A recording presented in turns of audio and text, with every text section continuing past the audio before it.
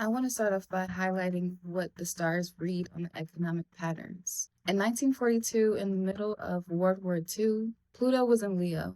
Right now, Pluto is in Aquarius, the exact opposite sign. Pluto's role in the economy is profound as it is not only reflective of current economic conditions, but also foreshadows future transformations in them. Uranus was in Taurus in 1942, and by 1951 it moved through Gemini and made its way into Cancer, which is a reflective moment of exactly where Uranus is sitting today in Gemini. Uranus's role in the economy brings radical changes and disruption to the market trends. Now let's revisit Pluto. Pluto is currently close to the nodes, close to the same kind of alignment that shows up around historical periods of economic upheaval, war, and food insecurity. The stars tell a story. Astrology shows a pattern that many would love to debunk, but astrology is a language, and I'm grateful to study so I can be aware. Before I go further, quick disclaimer, this isn't for fear mongering. This is my point of view and my research, and I want to open up the conversation. Here's the thing about being zillennial, born between 93 and 98, so we're not quite millennial, not fully Gen Z. We grew up watching our parents go through 2008. We remember what a recession felt like as kids. Now, right when we're supposed to be hitting our stride, buying a house, starting a family, building savings, we're staring down a barrel of what feels like round two. Except this time, it's not our parents, it's happening to us. The milestones that felt standard 20 years ago, pre 2008, feel almost out of reach right now. August 19th, 2026, the Treasury announced it's more than doubling its buybacks of long term government debt starting September 9th. Economist Mohammed El Arian called this out directly, saying it looks like a broader deployment of yield curve control, the government stepping in to suppress how high borrowing costs rise instead of letting the market set them. The US did the same thing in 1942 and 1951 during World War II when it needed to spend heavily during and after the war, and there weren't enough buyers for all of the debt. When mainstream economists are using the term yield curve control seriously in 2026, this is not a reach. But it's time for us to make different choices and quickly, collectively. Prices are going up and trust in the system is eroding. For example, a state fairly close to me, Virginia, is and has been experiencing a major water restriction and crisis since 2025. Just 2 days ago, the mayor, Danny Avila, I think that's how you say his name, spoke on the water crisis in Richmond, revealing delays in restoration efforts. Wells are dropping, rivers are running well below their seasonal averages. Even with our outcries, the tension keeps building because the data centers are still going up. Data centers, whatever.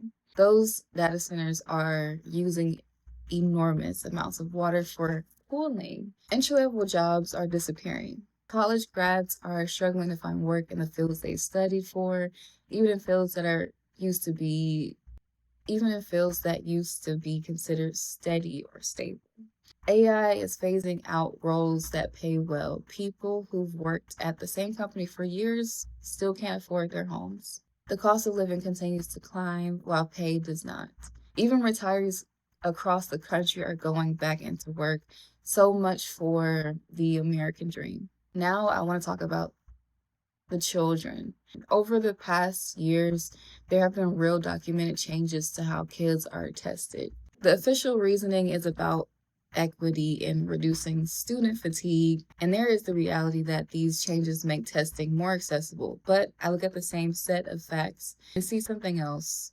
The bar for what counts as passing keeps moving, and it keeps being sold to us as progress. But this is an excuse to demand as much from the youth mentally. Meanwhile, Gen Z and Zillennials have come up under a stronger educational foundation than what's being built for Gen Alpha right now.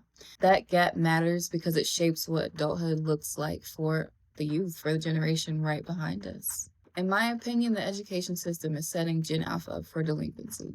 I'm not speaking that over the youth, rather reflecting on how the school system itself is actively failing children under the guise of equality and student fatigue.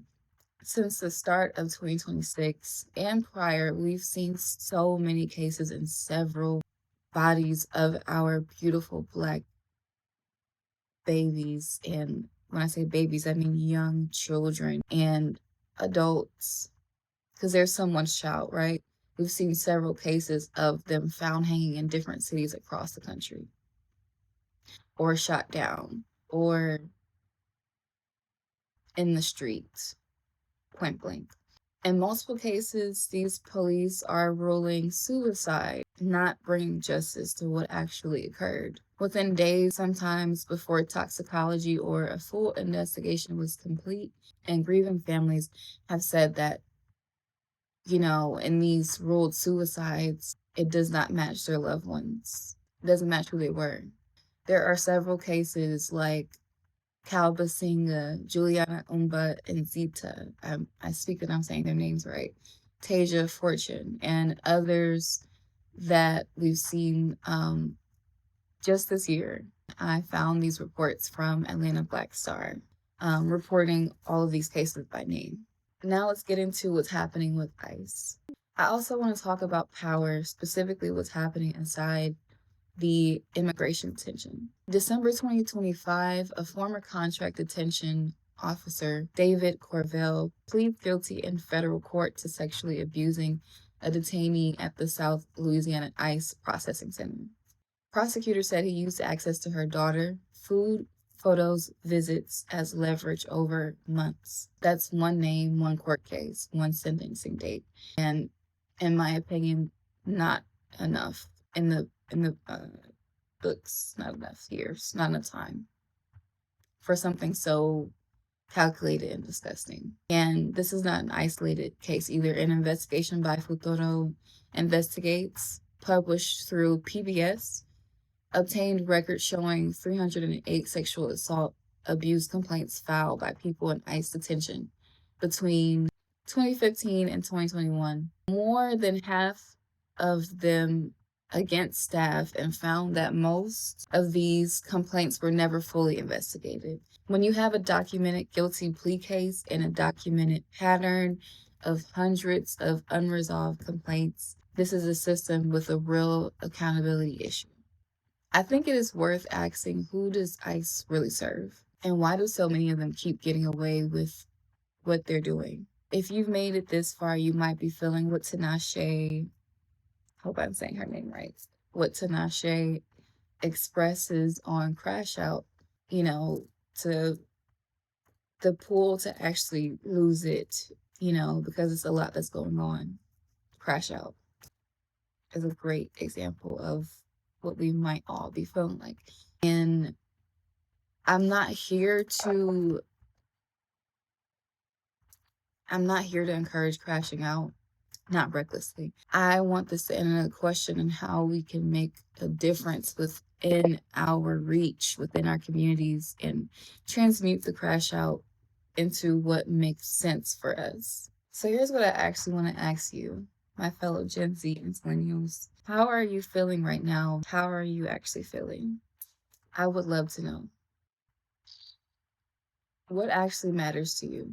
What world do you want to see thrive? Even the small things count.